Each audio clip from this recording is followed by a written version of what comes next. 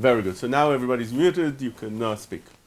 I want to just address a couple of minutes on something that I think is important right now before we start actually speaking about the learning part. And I want to speak about Ben Yoyada that I found fascinating. Ben Yoyada is a Ben Ish Chai. He writes something extremely important that's nogea to our time. I think people should take that seriously. The Ben Yoyada in Bava Kama, Daf Samech, he brings down that whenever there's a devil, a certain pandemic in a city, it says in the Gemara, one should stay in the house. Now, he brings a story over here, and I'll read it inside. He says like this, אומרים הרופאים מעשה בדרך משל ומליצה. He brings over here a parable. פעם אחת היה חולי החולרה בעיר אחת גדולה. There was a pandemic called cholera. Used to be something horrible, killed a lot of people. קודם שנתחזק החולי, before the pandemic started, מצא אדם אחד את המשחית הממונה על חולי החולרה. A person found the מלאך המוות. And he approached him. He said, okay, so now you're bringing such a חולי to the town, such a sickness to the town, morally, כמה נפשות אתה רוצה לקח? How many people you want to take with you? How many people are you planning to kill? ואמר 5,000, I'm planning to take 5,000 people. סוף דבר מתו באותה העיר 15,000 באותו החולי. 15,000 people died. 10,000 more than he said he will take. He said he'll take 5,000, he took 15,000. וימצא האיש ההוא לאותו המשחית. Afterwards, the same person found again. He saw the מלאך המוות. He asked him, why did you lie? למה שיקרת? שאמרת אתה שליח על מספר 5,000, לקחת 15,000. What is that? השיב לו, לא שיקרתי. He told him, I didn't lie. What I did was exactly what I had permission to take. כי לא לקחתי בחרבי על ידי אלא רק 5,000. All I was able to take are 5,000 people, and that's what I took. I wasn't able to take more and I couldn't take more.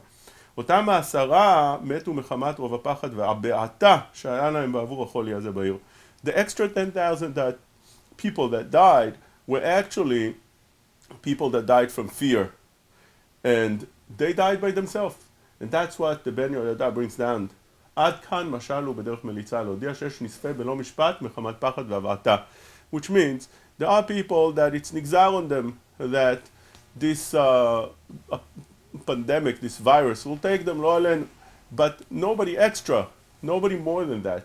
And there's many people that will be affected as an after effect or side effect of the virus, so to speak. You can call it side effect that is worse than the virus itself, and that is the fear. Those people could die and could be damaged, could be hurt in so many different levels, says the Ben Ish Chai, להודיע שיש נספה בלא משפט מחמת פחד והבעתה. Just because they were so scared, just because they were so frightened. לכן טוב לברוח. What's the solution? What's the remedy? Today, every speaker already speaks about why things are coming and what Hashem wants. Every speaker already knows what Gdolei Ador maybe know. Maybe there's one or two in a generation that knows. Gdolei Ador, today every speaker and every person already goes online and tells you exactly what's the reason that Hashem brings whatever He brings. And not only that, they give you the diagnostics of the spiritual reason why we have what we have, but they also give you a remedy. Each one has a remedy. You do this, you do that. That will solve the problem. That will solve the problem. Well, says the Ben Ish Chai, one thing you need to know before diagnostic, before remedy, he says that one needs to be very careful with that. לכן טוב לברוח למקום רחוק, כדי שלא ישמע באוזניו ולא יראה בעיניו החולי השולט בבני אדם, ויבוא לידי פחד והבעתה, ואז ילקה חס ושלום. Which means the Ben Ish Chai says that when you have a gezerah, one thing you want to do is stay away from listening and hearing about it constantly, or even at all. And therefore, says the Ben Ish Chai, that's what the Gemara says, you should run away from the city. Why should you run away from the city? Don't be involved with hearing about it, listening to it, involved about reading about it. Today, we are sick not with the virus, but rather with the side effect of the virus. If there was pandemic in 1918, and it was also a terrible one 600 years ago that killed so many people, Back then, they didn't have what we have today.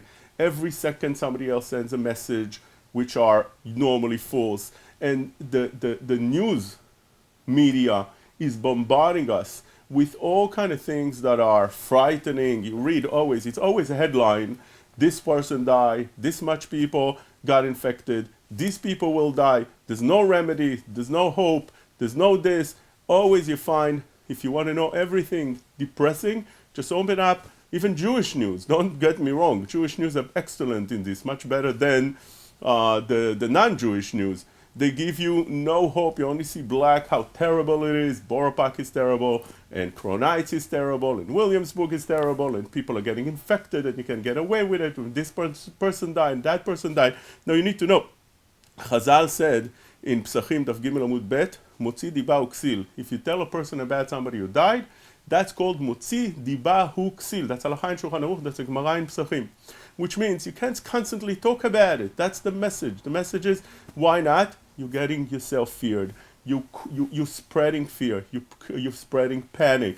You're causing a corona stress, which is much worse than the pandemic itself, than the virus itself. It's much worse. What happens because of that is that people will be broken up after this thing is over. First of all, you lock people up in a house, and which is hard by itself. It's like going to jail. You have almost no ability to come out. People don't come out. They're scared to come out. Secondly, you put them together with extra people that you have to manage with. It's hard by itself. Being together all day with your family, with your children, with your spouse, whatever it is, each person has his own challenges.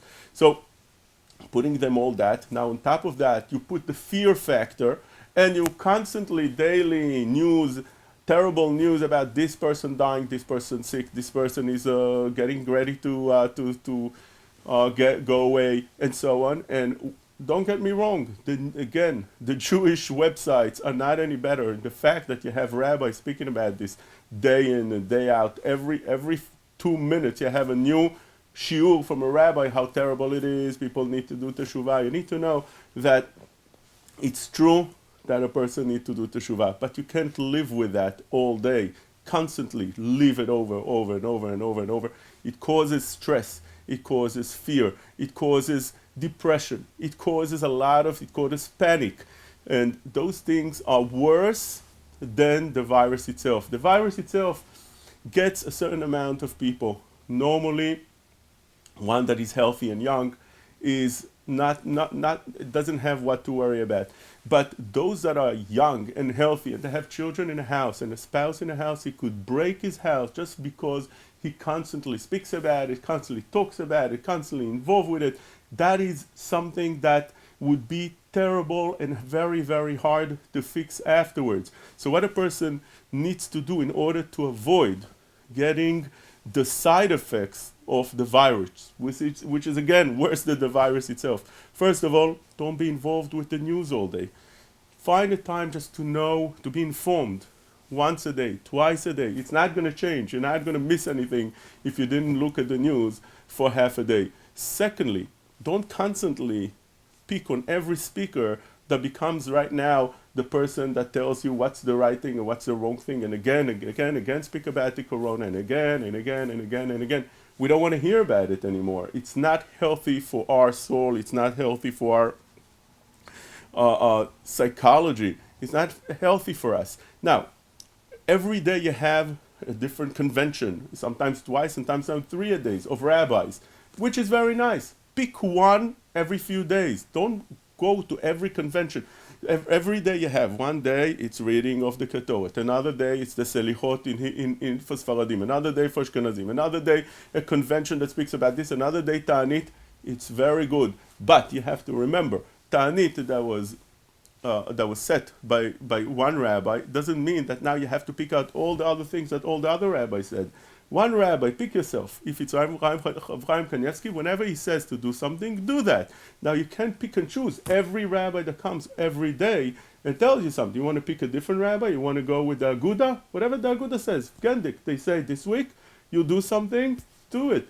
But then the next day you have a different rabbi from a different sect and a different admor and a different this. You can't constantly be involved with every 5 minutes somebody else. It's not healthy for us.